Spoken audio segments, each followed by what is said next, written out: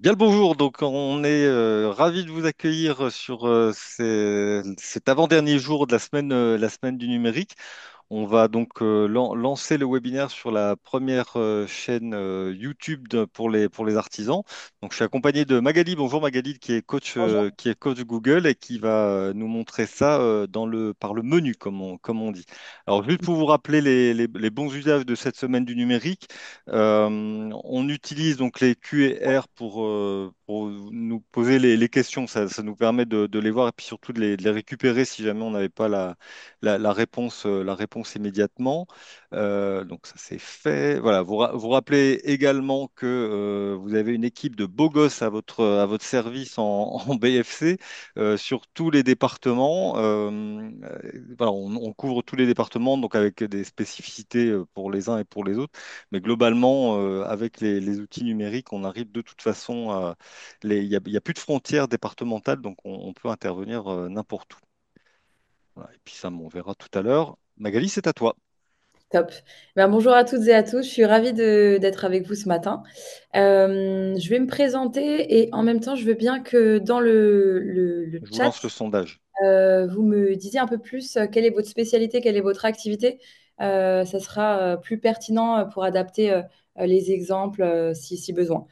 Donc, moi, je suis Google Atelier Numérique Coach depuis quelques mois. Et en parallèle, je suis aussi une ancienne du marketing depuis une dizaine d'années. J'ai bossé dans le market digital pendant une dizaine d'années. Et puis, j'ai fondé ma boîte qui est en fait un logiciel de mise en relation entre professionnels et entrepreneurs, porteurs de projets. Donc, c'est vraiment pour quand on se lance dans l'entrepreneuriat et ça s'appelle Minky. Donc voilà, aujourd'hui, on va vraiment voir la partie création d'une chaîne YouTube pour un petit peu découvrir les usages et comment la mettre en place. Donc, cette présentation, vous pouvez la retrouver sur notre chaîne YouTube en replay. Donc, n'hésitez pas, si vous n'avez pas le temps de faire des captures d'écran ou de tout noter, de plutôt vous focus sur les exemples et pas forcément vous embêter à prendre chaque écran en capture d'écran parce que de toute façon, vous pourrez retrouver le contenu sur la chaîne. Donc, le programme Google Atelier numérique, il se décline en plusieurs actions différentes. On se déplace en région avec notre petit van Google partout en France chez nos partenaires. Donc, on est présent toute l'année. On anime des sessions comme celle d'aujourd'hui en présentiel. On fait aussi du coup des sessions sur la chaîne YouTube que vous retrouvez juste ici, Google Atelier numérique. On dispose aussi d'une hotline qui est disponible tous les jours de la semaine, du lundi au vendredi, de 9h à 13h. Cette hotline, elle sert à plusieurs choses. La première, en appelant du coup le 01 76 21 52 00, à résoudre une problématique rapide. Par exemple, ma fiche Google établissement un souci de validation, dites-moi comment je peux faire. Si c'est résolvable en quelques minutes, on le fait. Si ça demande de vraiment prendre un rendez-vous en one-to-one, d'approfondir le sujet, de partager l'écran en visio, là, on vous propose des créneaux et ça peut très bien se transformer en accompagnement de plusieurs mois sur des spécifiques dont vous avez besoin. Par exemple, j'ai besoin d'être accompagné sur les réseaux sociaux, sur le site web, sur la mise en place de Google AdWords, etc. Donc, n'hésitez pas à prendre rendez-vous avec cette hotline qui est très pratique. Et puis, il y a aussi les principes fondamentaux du marketing numérique, qui est une certification qui permet d'acquérir vraiment en une quarantaine d'heures tous les éléments les plus importants dans le marketing digital et puis de vous faire une petite certif que vous pouvez mettre en avant sur vos CV ou sur LinkedIn. Donc, ça peut être sympa. Aujourd'hui, donc du coup, on va apprendre à créer et organiser sa chaîne YouTube, à rendre les contenus attrayants pour le public et à optimiser sa visibilité sur la plateforme. Alors, je vais regarder un petit peu ce que vous m'avez mis comme activité. Il y a eu Tu vois le sondage, Magali? oui. Ok. Sinon, je refais un partage vite fait que tu vois un peu ou tu veux que je te les dise comme ça? Ouais, je veux bien, ouais, parce que j'en Alors, vois. on a de la presta, on a de la presta de service, de la création de costumes, de la bougie, une coiffeuse, de la nettoyage de locaux, un menuisier, un infographiste, bijoux en pierre naturelle, une céramiste ou un céramique, un céramiste d'ailleurs, c'est un monsieur, D'accord. création de sacs, pochettes crochetés, Mhm. décoratrice d'intérieur, Ok. bijoux, calligraphie. Ok, top. Bah super. Plus, plus 8 qui m'ont pas répondu, mais tant pis pour eux. Ok, il n'y a pas de souci. Donc, YouTube, qu'est-ce que ça représente? Chaque jour, il y a 1 milliard d'heures de contenu qui est regardé sur YouTube. Donc, c'est juste énorme. Il y a trois typologies de personnes qu'on peut retrouver sur YouTube. Il y a les personnes qui regardent, ceux qui créent et les annonceurs aussi qui permettent aux créateurs de proposer du contenu gratuit aux abonnés. C'est le deuxième site le plus visité juste après Google. Donc, malgré l'essor des réseaux sociaux sur la partie vidéo, YouTube reste quand même en tête de tous les médias. Et puis voilà. Chaque heure, il y a 500, chaque minute, pardon, il y a 500 heures de vidéo qui est mise en ligne. Donc, c'est juste impressionnant le nombre de contenus qui est mis en ligne sur YouTube à chaque minute. Ça vous fait comprendre qu'il y a énormément d'opportunités, mais il y a aussi une présence qui est demandée, qui est plus accrue par rapport à un autre réseau social. Si on veut, entre guillemets, percer sur YouTube, il faut être très présent parce qu'il y a beaucoup de contenu qui est publié.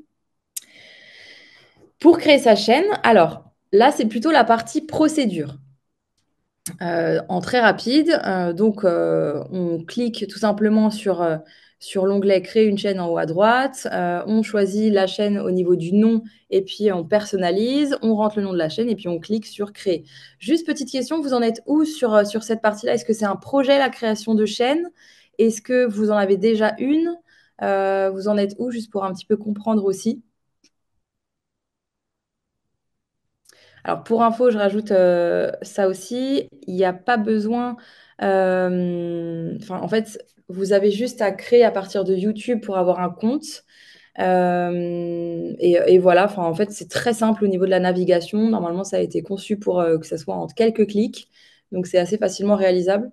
Je regarde juste les réponses. Enfin, Est-ce que David a eu des on retours? a deux personnes qui ont, on a deux personnes qui ont une chaîne et Ouais.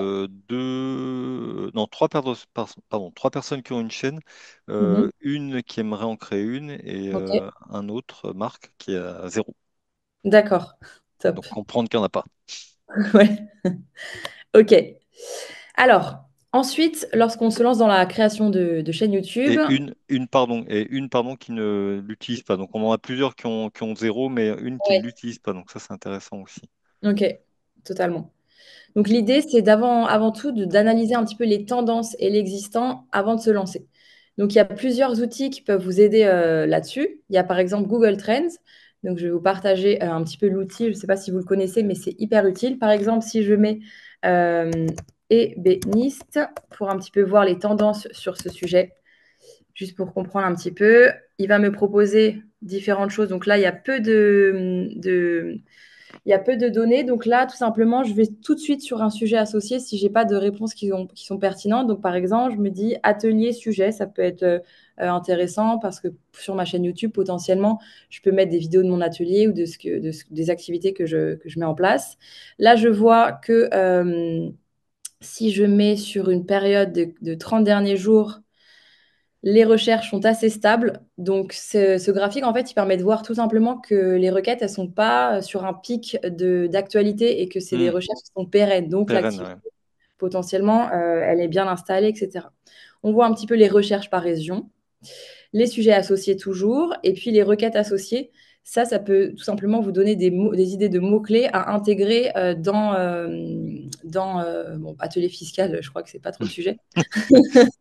Papeterie m'a beaucoup Pourquoi plu pas? aussi. Ouais. Mais en tout cas, c'est un outil qui est intéressant à creuser et on retrouve pas mal de choses sur aussi les tendances actuelles à date. Je suis étonnée de ne pas voir le sujet des De élections. Trump, ouais. Ouais. Ah, il est Si, repassé. si, je l'ai vu. Voilà, il y a Ouais. 2 heures actifs. Donc, on voit un petit peu les tendances et c'est intéressant. C'est un premier outil pour un petit peu analyser ce qui se passe. Donc voilà pour ce sujet de Google Trends. Vous pouvez donc analyser les tendances. Vous pouvez aussi analyser tout simplement la concurrence avec Social Blade.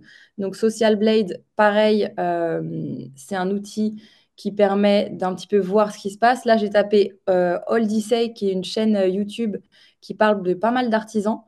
Et en fait, je vois pas mal d'infos dessus. Je vois le nombre d'abonnés, les vues des vidéos. Enfin, en fait, ça me permet quand même d'avoir une vue d'ensemble qui est assez complète sur une chaîne en question pour voir les concurrents. C'est pas mal. Je vois aussi la position, le rang de social, parce qu'en fait, il a un système de ranking, donc c'est un système de positionnement. Je vois son positionnement, etc. Et puis, par exemple, les inscriptions à la chaîne sur les derniers 30 jours, etc. Donc voilà, ça peut fournir une estimation. Si on a des concurrents en tête, ça peut être pas mal. Donc ça s'appelle Social Blade. Vous pouvez vous en servir gratuitement. C'est top aussi. Attends, 2 petites secondes, Magali, Oui.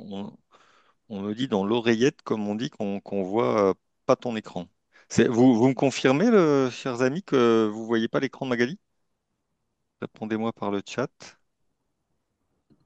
Non, on ne voit pas. D'accord. Alors là, vous Ah, voyez quoi comme écran? Toujours la slide analyser les attends. tendances? Ok. Ah, Pascal le voit. Il y a un peu de tout là. Apparemment, on verrait le mien. C'est ça, vous voyez le mien?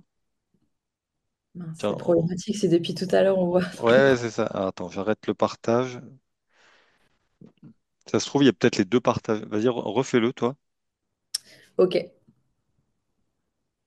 alors, hop, Ah, il devait y avoir les deux. d'accord. Donc je vais reprendre. Donc là, on était sur la procédure de création de la chaîne, très simple, en 4 étapes, on va dire. C'est bon. Mais je pense que celle-ci, on va la passer rapidement. Vous l'aviez déjà effectuée pour la plupart d'entre vous. L'analyse des tendances de l'existant avant de se lancer. Donc, on a vu Google Trends qui est juste ici. Top. Où j'avais fait une recherche, par exemple, d'ébéniste. Dans Explorer, j'avais mis les 30 jours, on peut mettre les 90 derniers jours en France. On voyait donc l'évolution de l'intérêt, la recherche par région, les sujets associés, les requêtes associées. Et puis ici, c'est là qu'on trouvait les tendances actuelles. Donc ça, c'était pour l'outil Google Trends. Ensuite, j'étais partie sur Social Blade, qui est un outil pour un petit peu décortiquer la concurrence et voir un petit peu les stats sur une chaîne en particulier. Donc j'avais tapé All Say, qui est une chaîne YouTube qui recense pas mal d'artisans et que je trouve sympa, où on voit un petit peu l'évolution des inscrits et les vues sur les vidéos aussi, qui est une statistique intéressante. Donc voilà pour cet outil. Et ensuite, j'étais revenue à la slide pour... là, tout le monde voit, c'est OK? Ouais, c'est tout bon, vas-y, vas-y. Nickel. Le point 3, en fait, au niveau de l'analyse avant de se lancer, c'est d'analyser le type de contenu qui est proposé sur l'existence, sur vos concurrents. Donc, on a fait un petit peu l'analyse des tendances sur l'univers dans lequel vous êtes. Vous avez un peu regardé donc, les concurrents. Et là, en fait, il faut aller plus en profondeur en se disant, OK, quel contenu mon concurrent propose? Est-ce que c'est du vlog? Est-ce que c'est plutôt des vidéos sur des thématiques? Des séquences de 5 vidéos sur une thématique? Est-ce qu'on est vraiment sur des vidéos courtes FAQ, plutôt sur de l'interview, plutôt sur un mix où en fait il fait une répétition entre jour un vlog, interview, etc. Comment il fonctionne? Il ne faut pas hésiter à l'écrire ou à se faire des tabulations pour un peu avoir une vue d'ensemble sur ce qui se fait. Ça peut être aussi plus rapidement fait avec ChatGPT, où on lui met tout simplement des URL de chaînes YouTube et on lui demande d'analyser un petit peu le type de contenu qu'il propose Hmm. et vous avez des résultats très rapides. Voilà. L'idée aussi, c'est d'analyser les formats parce que les formats courts sont clairement de plus en plus tendance sur YouTube. Mais je pense que c'est aussi intéressant de varier parce qu'il y a aussi des auditeurs qui aiment les contenus un peu Le plus longs. fond, ouais. Hmm. Ouais, ouais, ouais, c'est ça. Parce qu'en 5 minutes, forcément, c'est très compliqué d'aller en profondeur sur un sujet. En revanche, vous pouvez très bien faire une thématique qui, de base, durait 20 minutes, mais de la cutter en format court et de mettre le format long. Enfin, voilà, il y a plusieurs choses qui peuvent être faites. Mais en tout cas, c'est intéressant aussi de regarder ce que fait la concurrence sur les formats, comment ils procèdent. Ça peut vous permettre de voir un petit peu les tendances sur votre secteur d'activité. Alors, là, on est sur les éléments de base d'une chaîne YouTube. Donc, on retrouve une bannière, un logo, une vidéo de présentation. Ça, c'est vraiment les basiques. Si vous n'avez pas encore ça sur votre chaîne YouTube, il serait temps de vous y atteler parce que c'est tout simplement votre identité un peu de marque sur votre chaîne et c'est ce qui vous différencie et c'est ce pourquoi les personnes vont aller vous voir vos vidéos et vont s'abonner à vous et vont continuer de regarder vos contenus. Donc, pour réaliser une bannière, eh bien, tout simplement, vous pouvez aller sur Canva. Je vais vous montrer un peu, c'est très simple. Par exemple, dans la barre de recherche, je mets bannière YouTube. Donc, je ne sais pas ce que j'ai avec les doublons aujourd'hui de lettres. En fait, Canva, c'est une suite logicielle qui vous permet de faire pas mal de choses. Et vous avez en fait des suggestions de modèles qui vous facilitent Hmm. la vie en termes de Sur les création. formats, sur la taille. Exactement. Hmm. Ils font gagner un temps fou. Par exemple, je pars sur, je ne sais pas, celle-ci. Hop, je peux personnaliser le modèle, donc changer la couleur, faire varier les photos, etc. Et après, directement l'importer. Vous voyez, je peux mettre mes propres couleurs de marque et faire pas mal de choses. Changer aussi la typologie pour un peu mettre ma typologie, mettre une photo, etc. Donc ici, c'est plutôt votre logo ou une photo de vous ou autre chose parce que sinon, ça fait un peu une redite puisqu'il y a le logo et puis une phrase qui décrit tout simplement votre activité avec un petit peu l'univers qui va avec, qui va bien derrière. Donc ça, c'est hyper important. Là, de la même manière, vous pouvez tout à fait faire un logo sur YouTube, sur pardon, Canva, et puis l'exporter et le mettre sur votre chaîne YouTube. Donc c'est hyper. Ça fait complètement le joint avec la présentation qu'on a fait hier matin, justement sur les intelligences artificielles pour aider les entreprises à créer du graphisme, en fait, pour ce genre de choses. Donc, ça peut être intéressant ben voilà, de ce qu'on a fait hier matin avec les IA par rapport au graphisme, de le lier à ce qu'est en train de nous présenter Magali là pour la chaîne YouTube. Ouais, ça peut être franchement cool, quoi. Ouais, ouais, ouais. Hmm, Donc, il y a pas mal de filtres. En plus, après, on peut aller hmm. vraiment sur les typologies de style, par exemple, du logo moderne, etc. Vintage, enfin, il y a pas mal de choses qu'on peut faire. L'idée, c'est bien sûr de ne pas reprendre, par exemple, ce logo à la lettre ou celui-ci qui a un peu un style différent, mais de faire varier les polices, couleurs, etc., de manière à ce que personne ne retrouve votre logo par la suite et que ce soit vraiment quand même une personnalisation de votre part. Mais en tout cas, c'est possible de le faire. C'est aussi possible de réaliser des logos avec l'intelligence artificielle. Je pense à Dali ou Leonardo sur la Ouais, génération d'images. Le seul inconvénient, c'est que si vous faites évoluer la phrase que vous avez mis en bas du logo, la couleur, etc., il va falloir tout régénérer. Et en fait, c'est pas comme Canva où c'est quand ouais. même de la modification qui est hyper pratique pour faire évoluer une identité de marque.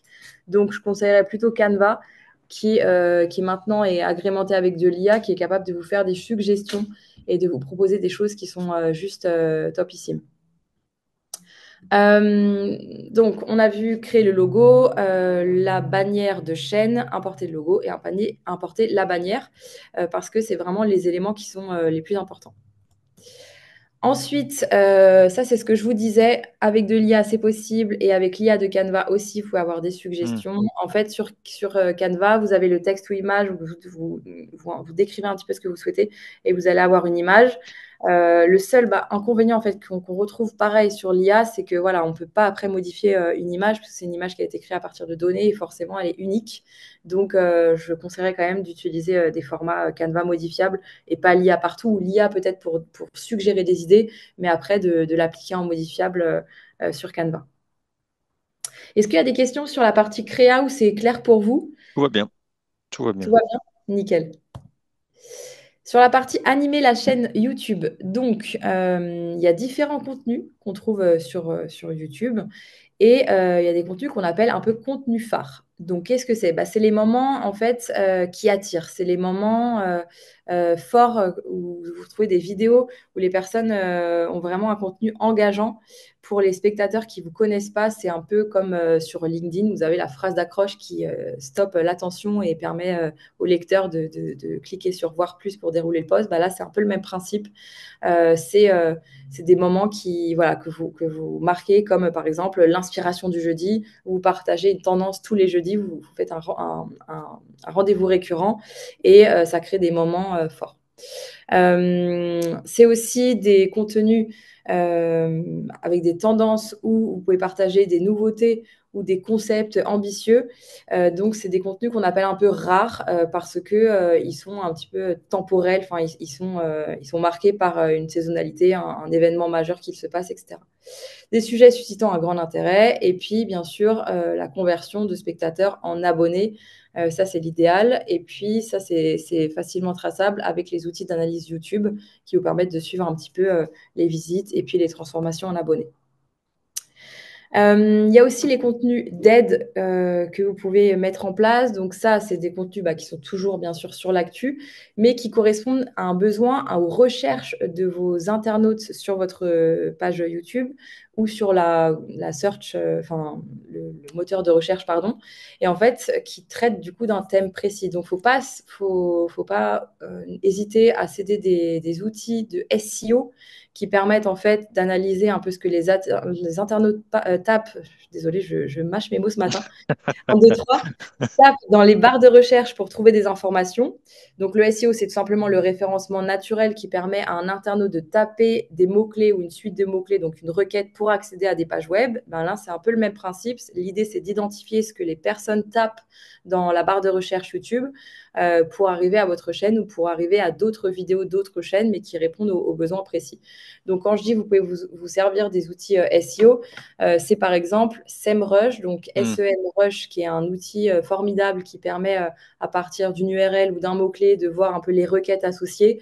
Et vous pouvez très bien utiliser ce même outil pour un petit peu voir les tendances qu'il y a autour de votre environnement, de votre écosystème, pour identifier de plus en plus ce que vos consommateurs recherchent.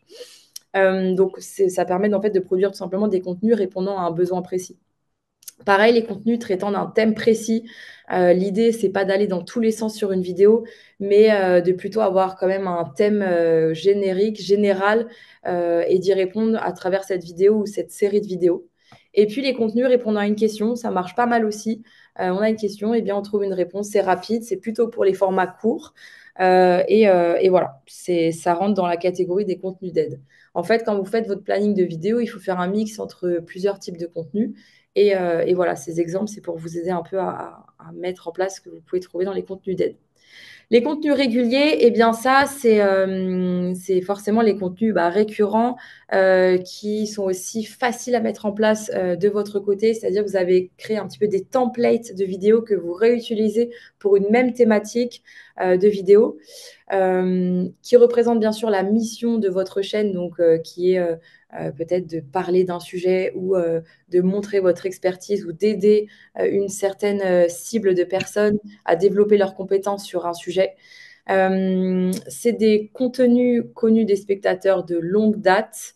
Et voilà, c'est ce que je vous disais, c'est des contenus faciles à réaliser et régulièrement. Donc, vous avez peut-être mis en place des slides que vous pouvez intégrer dans votre vidéo. Et en fait, vous pouvez tout simplement les remettre à jour en changeant le texte et en intervenant sur vos vidéos, sur l'autre sujet, dans cette même thématique de sujet, de manière à ce qu'il y ait une récurrence, mais aussi une harmonie au niveau de la série de contenus réguliers que vous mettez en place.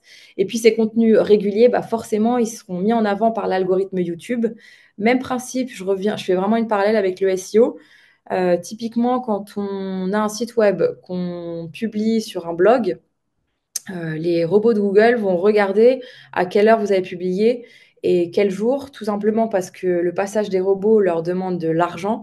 Et en fait, pour économiser leurs coûts, ce qu'ils aiment, c'est que les personnes soient régulières de manière à ce qu'ils n'aient pas à paramétrer les robots à différentes heures. Donc, je publie jeudi à midi mon article de blog. Jeudi prochain, le robot va voir si je suis passé, si j'ai republié à cette heure-là. Si j'ai publié, c'est cool.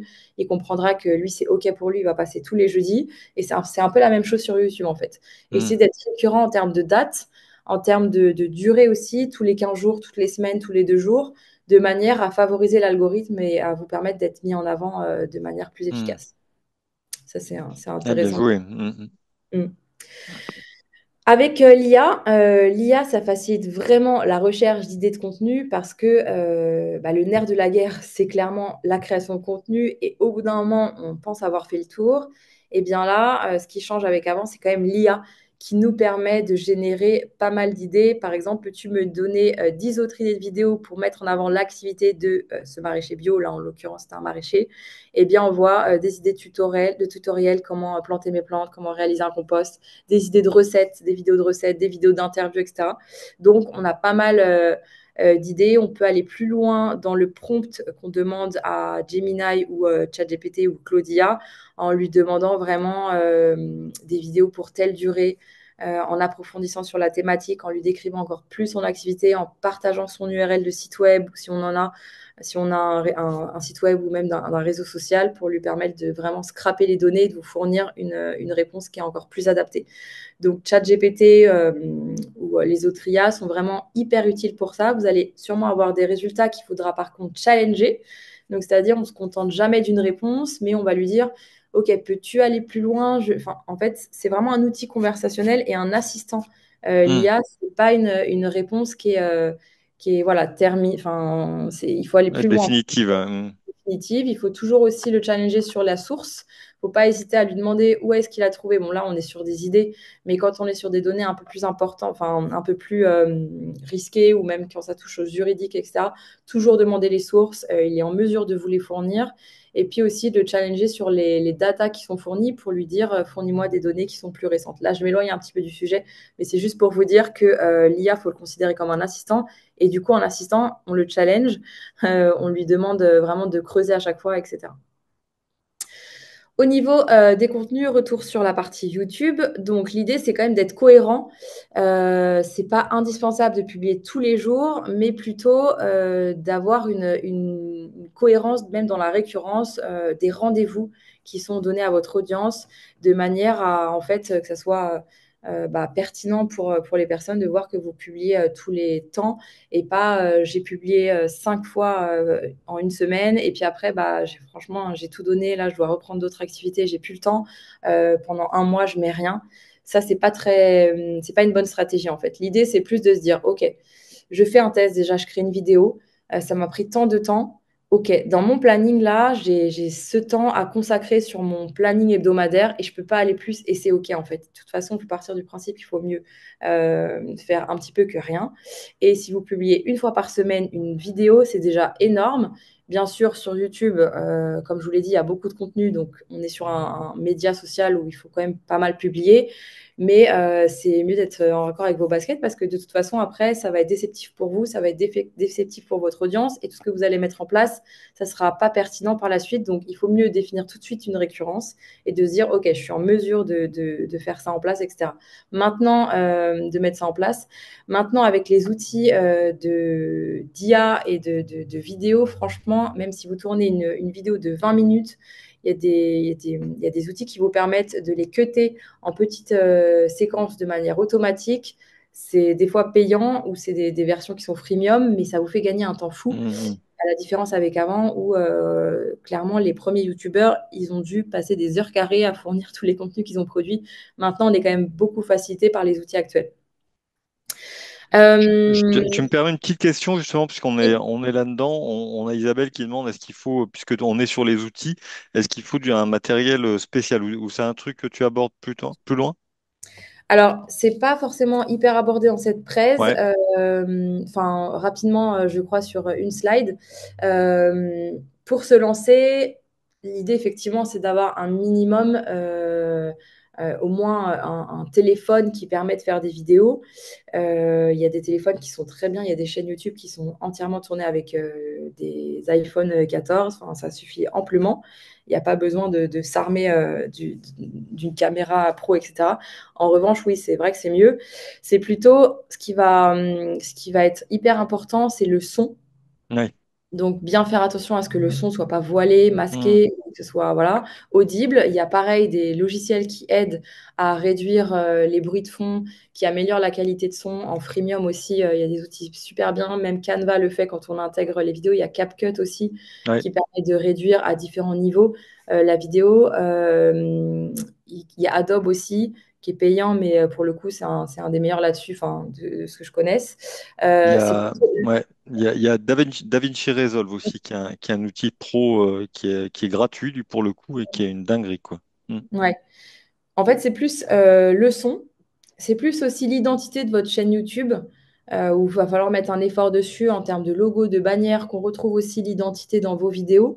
Et puis la récurrence, tout simplement. Après, bien sûr, si vous avez tout ça, mais que la vidéo est pixelisée, forcément, ça ne marchera pas. Mais vous n'avez pas besoin d'avoir du matos professionnel pour que ça soit de qualité. Si c'est de bonne qualité, ça suffira. Donc, ne pas faire une grosse vidéo et faire des vidéos moyennes par la suite. Oui, ça aussi, c'est important. C'est-à-dire, bah, là, typiquement, je mobilise un petit peu une équipe de tournage où je fais appel à un prestat pour faire la vidéo et puis les autres, elles sont face cam dans mon salon, réalisées par moi-même. Ça aussi, c'est pas folichon. Il faut mieux se dire, OK, bah, moi, en fait, j'ai pas de moyens, donc Hmm. je mets en place chez moi un fond blanc, je me débrouille et ça sera très bien. Et mes vidéos sont lisibles et le reste, tout est propre. J'ai mis des sous-titres, j'ai mis mon image de marque, une intro à chaque fois, une musique qui m'est propre, un petit logo qui apparaît. Et ça, c'est sur toute ma chaîne, ça sera comme ça.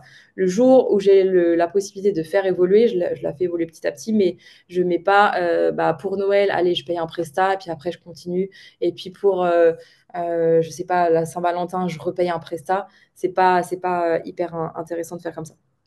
Instaurer des traditions, donc phrase d'accroche, nommer votre audience. Là, on est typiquement sur de l'engagement. Donc, l'idée, c'est de créer une identité, en fait, presque, enfin, c'est de marque, hein, clairement, de manière à ce que les gens aillent voir votre contenu, mais aillent surtout vous voir vous et ce que vous avez à raconter vous. De la même manière sur les podcasts, je ne sais pas si vous êtes féru de podcasts. Moi, je le suis et c'est vrai que je suis hyper sensible aux petits slogans qu'on entend au début, à la petite musique, à toutes ces choses qui font que bah, on suit la personne aussi pour sa caractéristique, Son son univers, en fait. Ouais. son univers tout Hmm, simplement. hmm, hmm. Et voilà, donc ça, c'est impératif que vous posiez un petit peu sur ça, que vous la définissiez. Ça prend du temps. C'est comme quand on crée une marque, en fait, et qu'on se dit, bah, je vais utiliser cette typologie de couleur. Pourquoi? Parce que bah, dans mon secteur d'activité, ça a un impact. Cette typologie d'écriture, cette bande d'images, voilà. Il faut en fait définir ça, se poser un instant avant de se lancer voilà, dans le dur de la création de contenu. Il faut vraiment avoir posé les bases. Puis que ça vous corresponde aussi. Il ne Ah s'agit bah, pas bien ici, sûr. je pense, de cloner. Enfin, ça, il faut que ce que dit Magali, il faut que ça vous incarne en fait. Il faut que ce soit vraiment une représentation de vous. Sinon, si c'est joué ou surjoué, ça marchera pas, quoi. Ça prendra pas, c'est sûr. Exactement. Hmm. En fait, les contenus authentiques, on voit que c'est ceux qui marchent le mieux. Ouais. Pareil, il y a l'idée toujours de faire un mixte entre le contenu informatif et où on donne un petit peu des choses, des conseils, etc., plutôt que le contenu promotionnel. C'est la règle du 80-20. On est sur 20% de promotionnel où là, on relaie une offre, etc. Et 82% de contenu où on donne en fait à son audience pour l'informer, pour la faire grandir, pour la divertir, etc. Donc voilà, il y a aussi ce sujet. Et bien sûr, être vous-même, c'est pour ça que les gens viendront vous voir, votre tonalité de voix, Hmm. ce que vous proposez, votre manière de montrer, c'est votre personnalité, c'est ça qui accrochera votre audience. Alors, optez pour la création simple et rapide de contenu, donc créer des stories YouTube, publier du contenu dans l'onglet communauté aussi. L'onglet communauté, il faut compter 500 abonnés pour avoir accès à ces fonctionnalités. Donc, c'est pas immédiat. Mais voilà. Et puis, passer au direct, live avec un smartphone ou avec un encodeur OBS ou StreamYard pour un petit peu habiller votre live. Mais en tout cas, voilà, ça, c'est l'étape un petit peu après plusieurs mois de création. Hein, c'est pas immédiatement. Mais en tout cas, c'est des choses qui peuvent vous faire passer à l'étape suivante dans votre création de chaîne YouTube. Donc voilà. Voilà. Le format court, je vous en parlais tout à l'heure. Le format court, c'est la meilleure manière de trouver des personnes, des nouvelles personnes rapidement. Ça a été mis en place sur plusieurs plateformes, hein, Snapchat, les stories, les shorts sur YouTube, TikTok et puis les réels sur Meta, sur les différentes plateformes de Meta. Donc, c'est vraiment, bah voilà, on peut découvrir tout simplement un nouveau produit, un conseil en un clic, une nouvelle marque. Et puis, les contenus sponsorisés aident aussi tout simplement à faire leur choix en quelques minutes de visionnage. Donc voilà, il y a beaucoup d'utilisateurs qui sont férus de ce type de contenu parce que bah, tout simplement, il y en a de plus en plus de contenu. Donc on veut des réponses rapides. Le scroll n'a jamais été aussi, le scroll, le swipe comme on l'appelle, n'a jamais été aussi présent dans nos vies. C'est pour ça que d'ailleurs la nouvelle génération s'appelle la génération des zappeurs un peu. La Hmm. Gen Z, c'est parce qu'en fait, tout va très vite et c'est pour ça qu'il faut faire impérativement un mix entre du contenu court et du format long pour aller plus en profondeur, mais il faut vraiment l'intégrer. Donc voilà.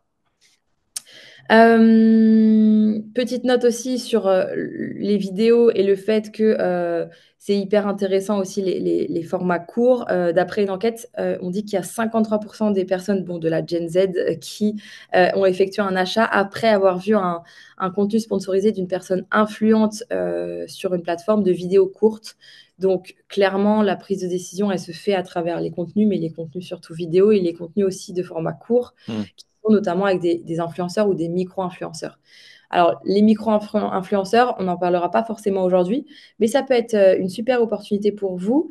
On ne parle pas des big influenceurs qui sont suivis par des millions de personnes, mais tout simplement des personnes dans la région qui mettent en valeur l'activité, l'expertise ou tout simplement la zone géographique qui sont Ouais. présents. Il y en a partout On et l'a fait hier. On a fait un webinaire hier après-midi sur ce sujet-là, justement, effectivement. top, Ouais, ouais, trop bien. c'était bien. Ouais. Donc, ouais, pas hésiter à les Hmm. solliciter parce que ça crée des synergies, ça vous Ouais, positionne comme complètement. expert et voilà. Alors, faire ses premiers pas avec le format court. Alors, on va commencer par la vitesse. C'est tout simplement la vitesse de lecture de chaque image. Si on modifie la vitesse de la vidéo, eh bien, il faut garder quand même ces petits conseils. Donc, il ne faut pas utiliser l'accélération ou le Hmm. ralenti de façon aléatoire. Il faut sélectionner soigneusement les moments où on modifie, on accélère, etc. Et on choisit aussi les moments à mettre en avant, à pas accélérer. Ça paraît du bon sens, mais il faut penser à bien visualiser comme si vous étiez une personne qui ne connaissait pas votre contenu ou n'hésitez pas à challenger avec vos proches pour leur demander est-ce que là t'as compris ce que j'ai fait ou voilà en fait les vitesses c'est plutôt par exemple vous êtes en train de marcher ça vous l'accélérez ou c'est plutôt un cheminement si vous montrez une activité enfin voilà la vitesse elle n'est pas à mettre partout ça paraît logique mais bon voilà la musique c'est hyper important aussi on pense souvent au contenu au visuel mais en fait la musique c'est aussi la base donc pas trop fort pour pas masquer vos propos ou que ça soit assourdissant quand on lance la vidéo. Donc, on parle plutôt d'images de musique de fond. Sur les éditeurs de vidéos, la musique, elle peut être augmentée à différents moments aussi. Vous pouvez très bien jouer sur ça pour montrer aussi des moments phares de votre vidéo. Donc, ça, c'est top aussi. Il y a plein de musiques en libre droit qui existent sur des logiciels. Il y a aussi une bibliothèque audio sur YouTube Studio qui permet aussi Ouais. de vous mettre à dispo pas mal de bandes son en libre droit, en libre de droit, donc c'est top. Il y a Euh, Pixabay aussi. bien sûr, et Ouais, donc qui fait il de y a la pas mal musique. de choses. Ouais, ouais. Au niveau des effets, donc l'idée, ce qui marche de plus en plus, parce qu'encore une fois, on a de plus en plus de contenu, on a besoin d'être retenu au niveau de l'attention. Je ne sais pas si vous voyez ce type de contenu où on a des vidéos où tout d'un coup il y a un zoom, où ça passe sur une autre image, où on revient à la personne, il y a les sous-titres qui s'affichent. Enfin, en fait, il y a plein d'effets visuels, ça s'appelle les effets. Donc ça devient de plus en plus accessible parce que jusqu'à présent, sans l'IA, c'était quand même réservé à des professionnels du métier. Maintenant, monsieur et madame tout venant peut très bien se faire une vidéo avec des outils comme ça où bah, elle va être super et ça fait très pro. Voilà, vous pouvez incruster un objet par exemple en arrière-plan avec une technique. C'est souvent les TikTokers qui utilisent ça pour superposer un arrière-plan dynamique. Il y a aussi différents effets, les effets glitch qui ajoutent de la distorsion et des anomalies à la vidéo. Donc c'est plutôt pour un effet nostalgique, un style rétro ou un peu du futur, enfin une esthétique futuriste. Il y a les effets accélérés aussi, donc les time-lapse qui en fait font des transitions un peu renversantes sur les scènes. Et puis les populaires filtres type effet de beauté, etc., qui peuvent apporter une petite touche créative. Les effets de particules aussi, fumée, étincelles, ça ajoute un peu un élément dynamique. Bon, les effets, faut les utiliser voilà, en modération quand même parce que c'est Ouais, trop avec d'effets, parcimonie. Ouais. c'est épuisant. Mais voilà, essayez encore une fois de challenger avec vos proches pour dire ouais, c'est vrai que là, il y a trop de choses, il y a trop de musique, trop de vite. Enfin, il faut faire un mix voilà, des choses. Et puis, n'hésitez pas aussi, pareil, là aussi, c'est votre identité. Vous avez une manière de filmer, une manière à des endroits où vous mettez la vitesse, une manière de positionner la musique, une typologie peut-être de musique que vous utilisez, et puis des effets aussi que vous reproduisez à chaque fois. Essayez de garder une ligne, même si au niveau des effets, il faudra peut-être avoir un petit peu de surprise pour vos auditeurs et varier, mais il faut quand même avoir une trame logique dans vos contenus. L'idée aussi, c'est de utiliser les réseaux sociaux pour communiquer parce que, en fait, l'idée, c'est de dès qu'on produit un contenu, il faut capitaliser dessus. Typiquement, quand j'écris un article de blog, je le relais sur mon site web, forcément, sur mes réseaux sociaux, sur ma newsletter. Je le publie aussi en story, je le partage dans ma communauté. En fait, j'essaye de le relayer partout. Ben, ça doit être la même chose avec votre chaîne YouTube. Si vous avez un site WordPress, on peut intégrer directement les vidéos sans que ça ralentisse le site. Donc, ça peut être aussi top de mettre en avant vos vidéos directement sur votre site. Vous pouvez les relayer tout simplement sur les réseaux sociaux, dans vos newsletters, dans vos stories pour dire retrouver la totalité de la vidéo juste ici ou la décliner en la cutter en fait pour qu'elle corresponde aux réseaux sociaux. Voilà. Donc, pourquoi utiliser les réseaux sociaux pour tenir au courant vos abonnés de votre activité et puis pour recueillir tout simplement des avis ou des suggestions pour vos vidéos et puis pour votre strat global de la chaîne, tout simplement. Qu'est-ce que vous pensez de ma dernière vidéo? Enfin, c'est hyper intéressant d'engager votre communauté un petit peu partout pour avoir des retours.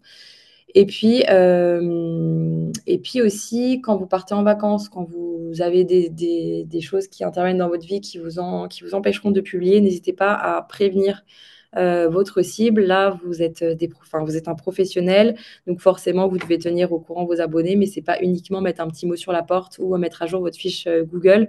C'est aussi partager sur vos réseaux sociaux que vous n'allez pas être présent pendant le mois d'août ou quoi. Voilà.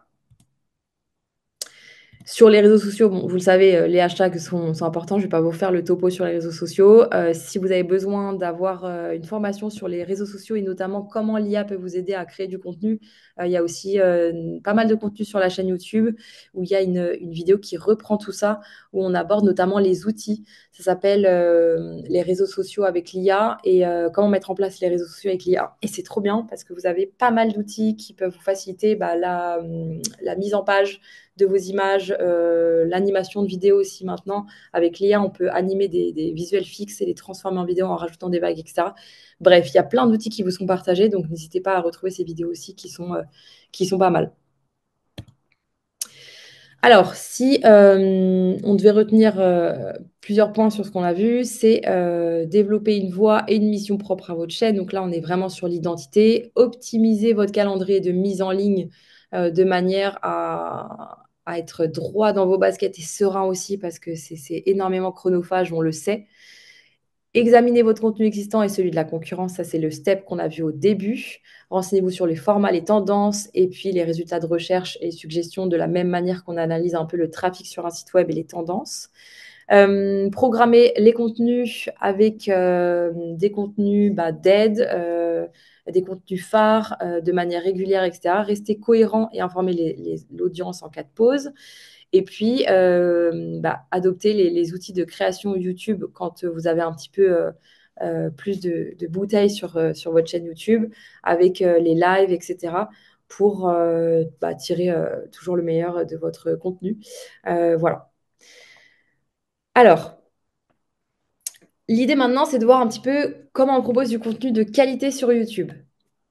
Il y a différents outils qui peuvent aider à cette pratique. Donc, il y a par exemple des banques d'images qui vous permettent, bah, justement, les vidéos, je vous parlais tout à l'heure, où, vous savez, c'est les vidéos tendance en ce moment où on voit une personne qui parle et hop, elle parle d'un cheval blanc et là, il y a le cheval blanc qui débarque, etc.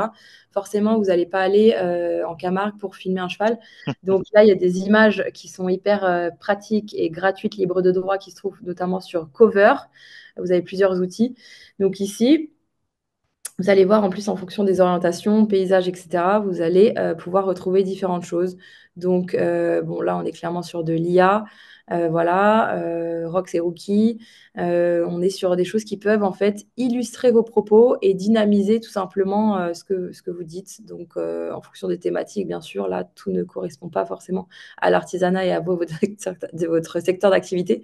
Mais en tout cas, vous pouvez trouver pas mal de choses qui peuvent être utiles et vous faire gagner du temps. Qu'est-ce qu'il y a d'autre comme outil? Il y a Visplay, vidéo, etc. Tout ça, c'est en fait des outils qui vous permettent de monter vos vidéos, d'avoir des effets sonores, etc. Pour vraiment gagner du temps. Là, on est sur une étape où on veut vraiment du contenu de qualité. La base, tout de même, je le rappelle, c'est d'avoir la bannière, le logo, d'avoir un discours précis au niveau de la description de votre chaîne et le contenu que vous mettez à chaque fois dans la vidéo.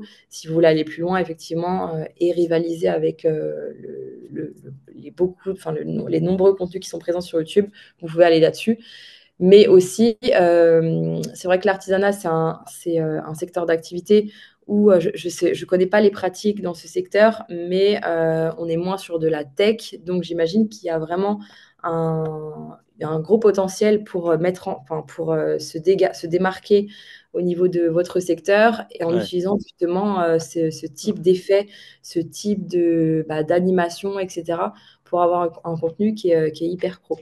Ouais, puis le savoir-faire des artisans, enfin, ça se filme Ouais, tout seul, quoi, en fait. Le bien sûr. sujet est là, donc ouais, trop bien. Ouais, ouais. Hmm. Et puis, ce qui est hyper apprécié, c'est l'authenticité. Oui, Donc, à partir du moment où il y a des sous-titres, une intro, etc., enfin, il n'y a pas besoin non plus de grand-chose. Si vous mettez quelques vidéos pour illustrer les propos, comme on l'a vu sur une banque d'images libres, ça suffira amplement. Pour trouver du contenu audio, eh bien, il y a des banques de musique aussi libres de droit, comme la musique libre, qui sont aussi très utiles.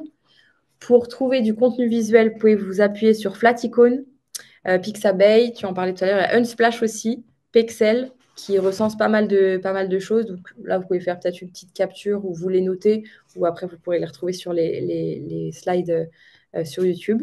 Mais ça peut être intéressant. Sinon, si vous utilisez Canva, il y a un petit peu ces bancs qui sont intégrés ou ces icônes, des pictos, des choses pour animer aussi qui sont directement intégrées dans l'outil. C'est un peu une plateforme all-in-one. All-in-one. J'ai pas de part chez Canva, mais franchement, ça fait tellement gagner un temps fou. hmm. Ça peut vraiment vous aider. Ils sont en train de vraiment passer en V2 avec l'IA où vraiment on peut faire pas mal de choses, enlever un fond directement, alors qu'avant on passait par plusieurs logiciels pour faire plein de choses. Maintenant, tout est au même endroit. Créer vos visuels avec l'intelligence artificielle, on en a déjà parlé, mais l'idée, voilà, c'est de vous appuyer sur différents outils en tapant une requête. Là, du coup, il y a burger avec du ketchup et de la sauce qui déborde un peu partout. On a ce visuel qui s'est proposé. Donc, pour le secteur de la food, moi, je trouve pas que ça soit forcément une bonne idée Hmm. parce que le consommateur, il voit très bien que c'est pas un vrai Ouais. burger et perso, je préfère voir un burger un peu plus ratatiné mais vrai. Donc, ça dépend de son secteur d'activité. Je pense que l'IA peut vraiment être utilisée plus pour des idées de suggestion de contenu, d'idées de calendrier éditorial, de posts de vidéos. Vous pouvez aussi Hmm. demander à l'IA de vous faire, vous l'avez vu sûrement déjà, de vous faire un calendrier en colonne que vous exportez après, où vous avez vraiment lundi, je publie cette vidéo, etc. D'aller plus loin là-dedans, plutôt que d'utiliser pour de l'image pure. Je trouve pas ça très pertinent en fonction des secteurs d'activité. Attention, hein, si c'est plutôt lié à la nature, etc., ça peut quand même meubler et animer. Et puis, je trouve ça bien quand même pour les vidéos qu'on vient de voir avant.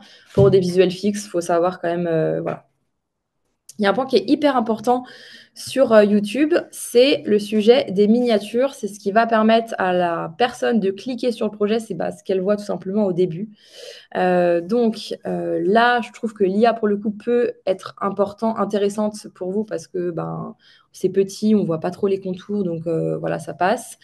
Ce qui est intéressant aussi, c'est de mettre un titre sur la miniature de manière à ce qu'on retrouve le concept de ce qui est abordé dans la vidéo, si toutefois le titre de la vidéo n'est pas suffisant. Ça peut être une accroche en fait, ça peut être quelque chose qui pousse à cliquer.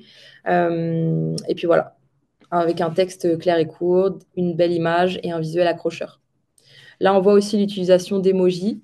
Ça peut être aussi intéressant en fonction de votre secteur d'activité. Attention de ne pas trop en abuser toutefois, parce que ça peut être un petit peu lourd. Là, je vois plus le hashtag, ça me fait un peu, je sais pas, je trouve ça un petit peu lourd. Donc, je préférais plus, par exemple, les avions des films Marvel. Voilà, c'est simple, c'est un peu plus facile à lire. De toute façon, il faut se dire que plus c'est simple, plus ça facilite la compréhension et forcément plus les gens cliquent. Donc voilà pour ça. Donc les miniatures, ça se met à la fin de l'importation d'une vidéo. Vous pouvez la personnaliser et surtout faites-le parce que sinon vous allez avoir un extrait de la vidéo qui va être sélectionné et c'est pas forcément très pertinent. Au niveau des titres, alors pensez à ce qu'ils soient bien courts, accrocheurs, avec des chiffres aussi. Ça peut être, par exemple, les 10 conseils pour les 3 actus du moment, les 3 tendances, etc. C'est vrai que c'est apprécié sur les réseaux sociaux, mais c'est aussi apprécié sur les formats vidéo parce qu'on sait tout de suite à peu près de quoi ça va parler et comment et dans quelle mesure. Donc ça peut être intéressant. Ça peut être intéressant aussi pour situer vos internautes sur là où ils en sont dans le visionnage. Si vous avez fait une séquence de thématiques de vidéos, euh, voilà, deuxième jour de la série enfin épisode, vous pouvez passer en format épisode aussi, ça peut être intéressant pour qu'il y ait un suivi. Voilà, en tout cas, n'hésitez pas à l'indiquer dans les titres, ça peut être pertinent. La description, on en parlait un petit peu, c'est clairement ce qu'on trouve dans la vidéo. Donc là, il faut vraiment prendre la peine de le remplir et de mettre pas mal de contenu parce que ça aide au référencement de votre vidéo sur la chaîne. Donc l'idée là, c'est si vous avez des sujets qui sont liés à l'histoire, par exemple là comme sur l'exemple, ou à d'autres choses qui nécessitent des sources, c'est de les indiquer tout simplement et aussi de suggérer des vidéos qui peuvent en fait aller peut-être plus en profondeur sur le sujet ou tout simplement des vidéos de votre chaîne que les personnes peuvent Hmm. suivre. L'idée aussi, à la fin de vos vidéos, c'est de toujours terminer la vidéo par un écran où on remercie, on n'hésite pas à indiquer que la personne peut liker, qu'elle peut s'inscrire ou que dans cette séquence vidéo, elle peut regarder la suivante, etc. Ça peut être intéressant aussi pour fidéliser l'audience. De la même manière, un peu quand on met un post sur les réseaux sociaux, normalement, le dernier post, il y a un message à faire passer, qu'on appelle un CTA, un call to action. On Hmm. invite les gens à faire quelque chose, à s'abonner, à nous envoyer un message, voilà, à commenter. Il ne faut pas hésiter, ça peut paraître bête, mais en fait, on a souvent besoin d'être rappelé sur ce qu'on doit faire parce que on a tellement de contenu en face que des fois, voilà, les verbes d'action sont hyper intéressants aussi dans ce type d'écran parce que tout simplement, ça pousse à l'action. Ça a été prouvé par Hmm. des psychologues quand on a acheté, on aura plus tendance à acheter que s'il n'y a pas écrit ça. Hop.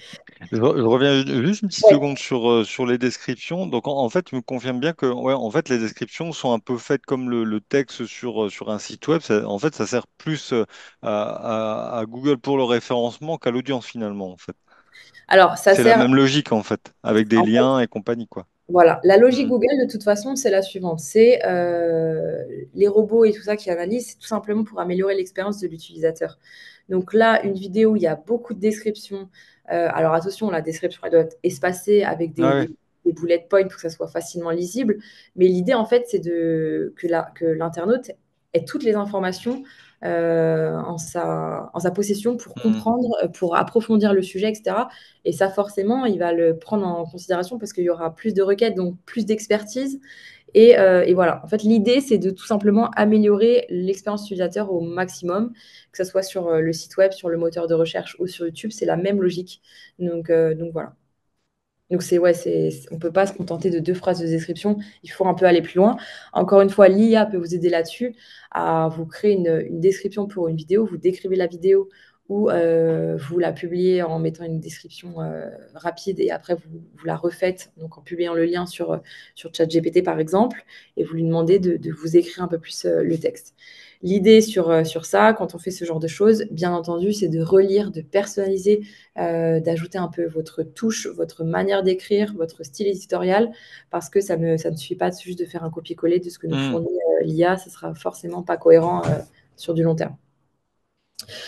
Là, on va regarder un peu le système de recommandation. Donc, comment un petit peu, on en parlait, voilà, l'algorithme, comment ça marche et comment c'est mis en place. Donc, le système déjà de recommandation de YouTube, il est conçu pour aider les internautes à trouver des vidéos qu'ils voudront regarder et à optimiser la satisfaction sur du long terme pour les spectateurs. Donc, les bonnes pratiques sur la description, j'y reviens rapidement, c'est de ne pas oublier de mettre les sources.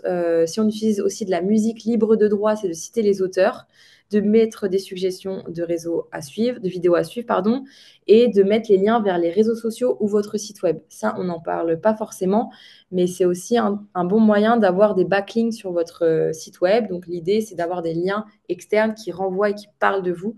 Donc, la description YouTube peut aussi servir à ça, mais de tout simplement mener l'internaute vers un autre canal d'acquisition où par la suite, vous allez peut-être pouvoir le convertir avec un panier, etc. Si vous vendez des services ou des produits et que vous avez un site web, ça peut être intéressant. Voilà. Donc, chaque jour, il y a plus de 80 milliards de signaux qui sont analysés. Donc, les vidéos regardées, non regardées, la durée de visionnage, le lieu, l'heure, le fait d'aimer ou de ne pas aimer, le fait de partager, les commentaires aussi, et puis les enquêtes qui sont réalisées avant et après le visionnage, et pas mal d'autres KPI, des stats.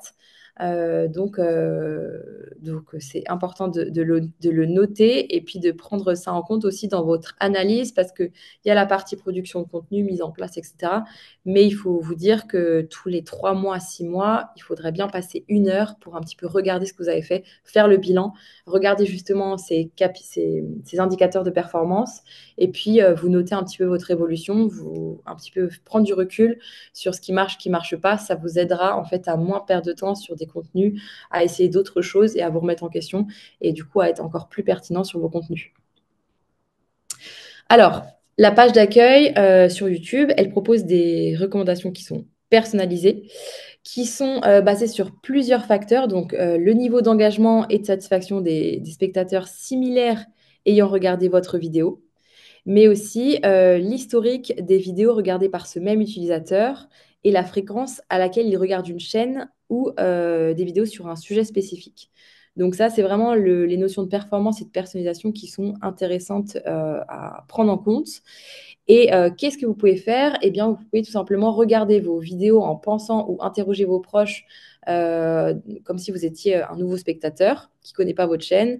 Et puis, voilà, interroger vos proches ou vos non-proches pour leur demander est-ce que tu aurais envie de cliquer? Est-ce que c'est clair? Est-ce que tu comprends tout de suite le sujet? Est-ce que il manque des informations? Comment tu l'aurais mis en place? Enfin, franchement, voilà, c'est autant analyser des articles de blog ou des newsletters ou des sites web, ça embête parfois les personnes, mais des vidéos, c'est assez simple à analyser et je pense que vous pouvez avoir des retours facilement. Et puis, au niveau de la problématique de l'historique et la fréquence de visualisation de la chaîne, eh bien, l'idée, c'est de publier régulièrement des vidéos pour maintenir l'intérêt de l'audience en étant aussi OK avec votre possibilité de publier ou non de manière récurrente des vidéos.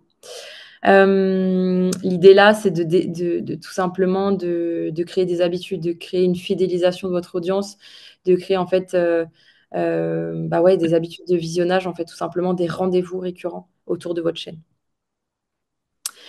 En fonction des activités passées, donc il y a aussi les signaux des vidéos souvent regardées au cours d'une même session de visionnage, des vidéos qui traitent du même sujet, des vidéos issues de l'historique du spectateur. On le trouve ici sur cette partie historique. Et là, l'idée, c'est de développer une série de vidéos, d'avoir toujours un style cohérent, comme je vous l'ai dit, d'avoir un écran de fin sur vos vidéos Et puis, d'utiliser les playlists et les écrans de fin, on en a déjà parlé. C'est un peu de la redite ici, c'est un Elles récap. sont, je complète un petit coup. En fait, Ouais. bon, les playlists, c'est juste l'organisation, mais les écrans de fin dont tu parlais, en fait, ils sont proposés directement par YouTube. En fait, quand vous montez votre vidéo sur l'outil YouTube, dans les étapes du montage enfin, de l'upload de la vidéo, vous avez à la fin un truc avec les écrans de fin, donc vous choisissez. C'est hyper bien fait, en fait. C'est hyper Ouais. simple. Alors, plusieurs facteurs sont donc pris en compte pour recommander vos vidéos ou pas. La personnalisation, le fait que votre audience vous montre de l'intérêt, de l'engagement et de la satisfaction. Donc ça, c'est plutôt la partie performance. L'intérêt, la concurrence aussi, la saisonnalité. Et du coup, ça, c'est un peu des facteurs qui sont externes, mais qui sont à prendre en compte et à analyser. Voilà. Alors, comment YouTube personnalise les recommandations?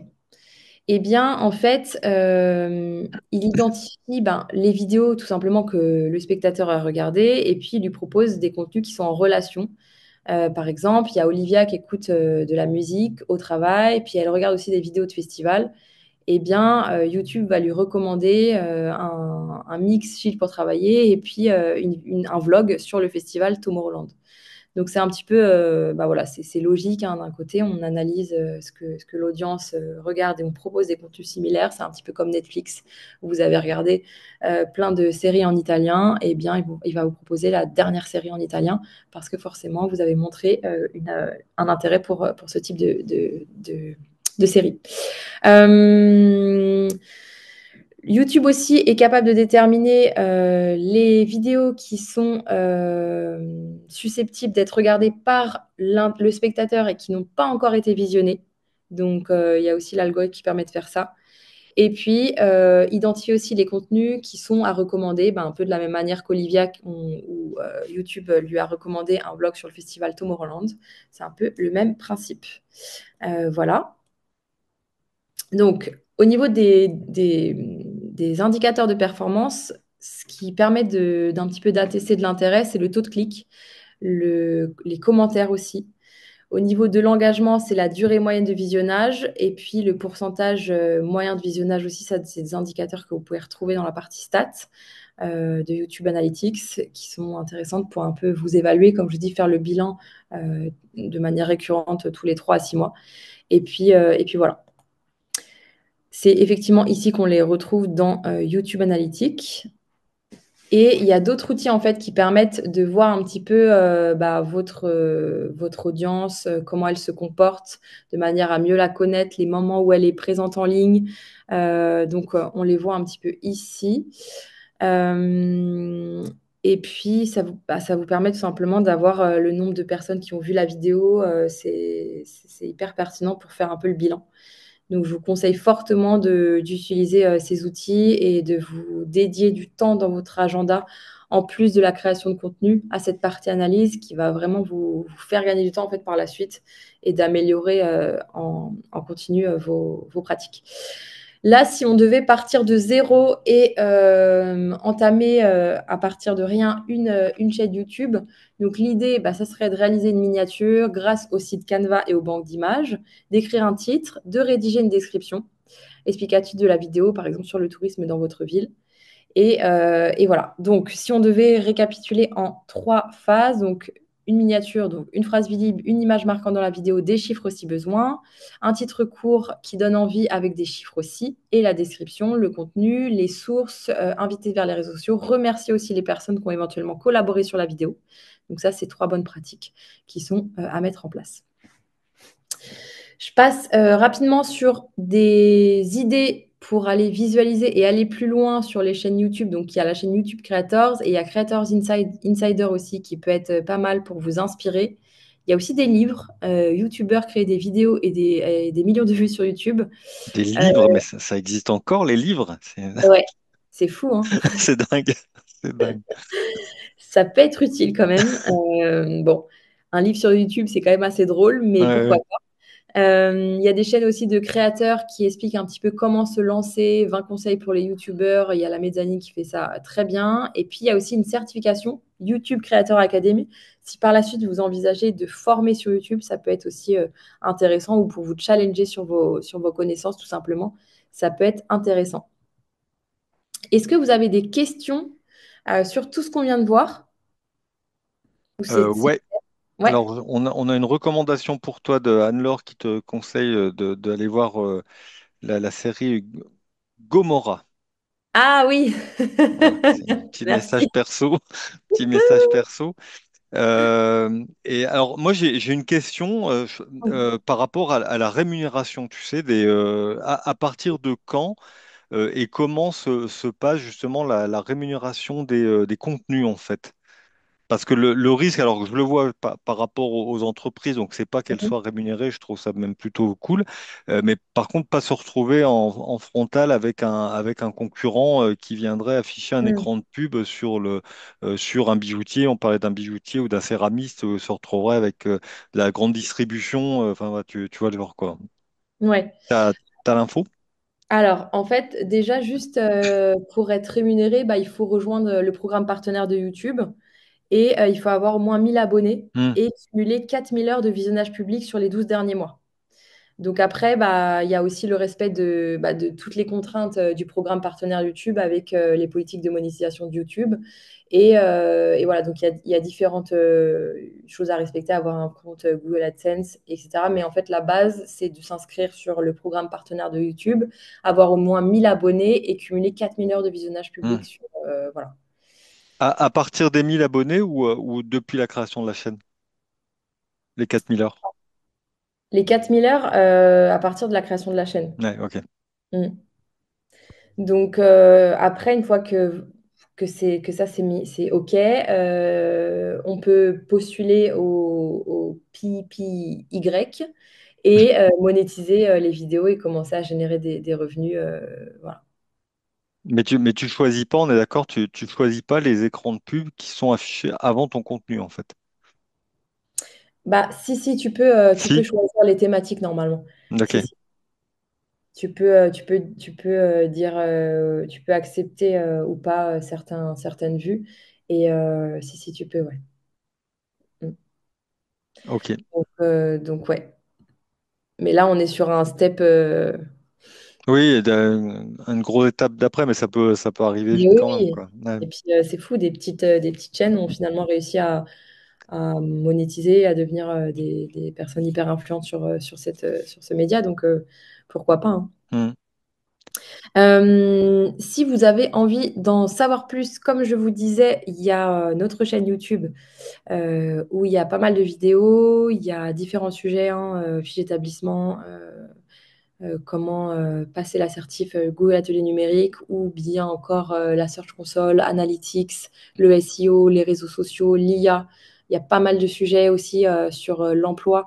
Enfin bref, ça peut vous aider sur pas mal de trucs. On intègre maintenant l'IA dans toutes nos présentations avec des outils voilà, bien dédiés. Là, on n'a pas vu beaucoup d'outils. Il y a une presse, comme je vous disais tout à l'heure, qui s'appelle les réseaux sociaux. Il y a aussi le marketing avec l'IA. Enfin, quand vous tapez IA dans la petite loupe sur la chaîne, vous allez avoir tous les contenus qui remontent. N'hésitez pas à aller les voir parce que ça vous permet d'avoir pas mal d'outils.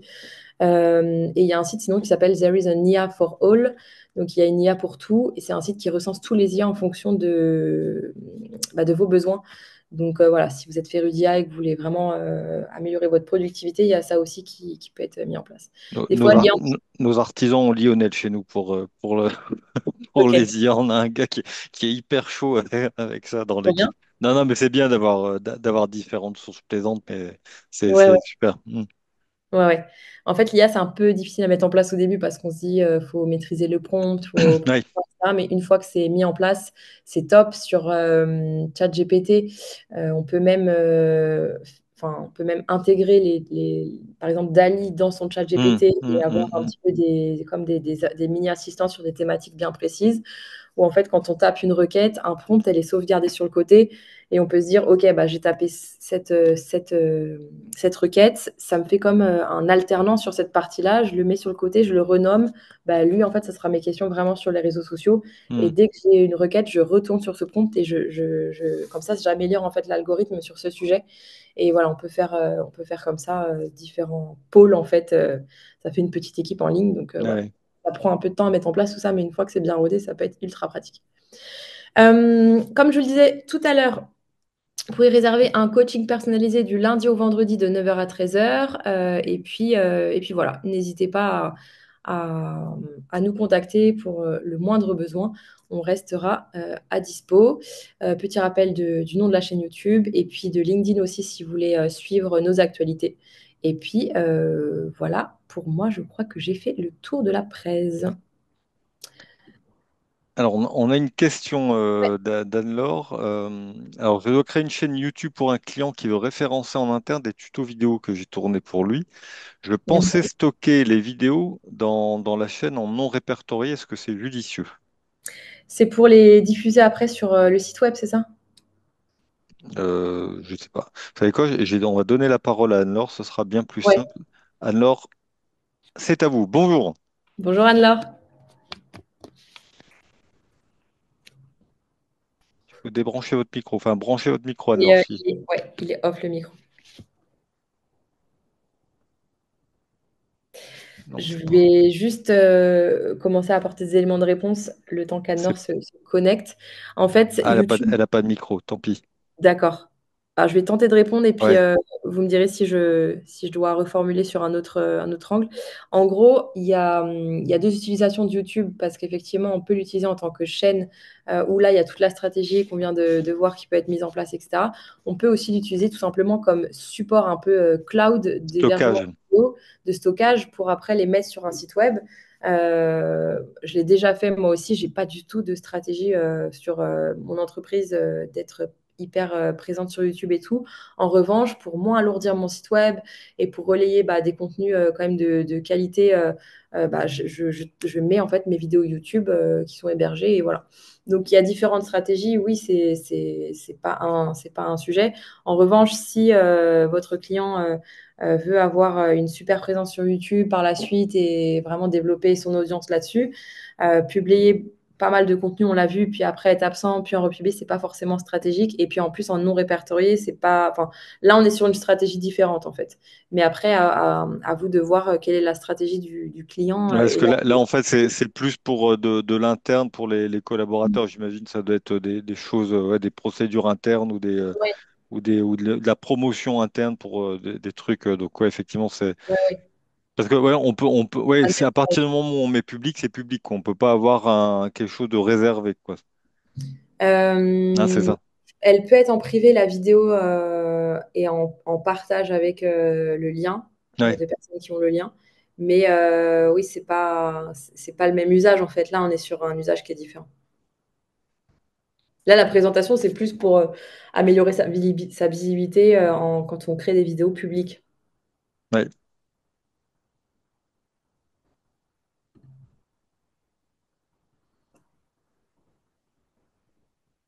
OK.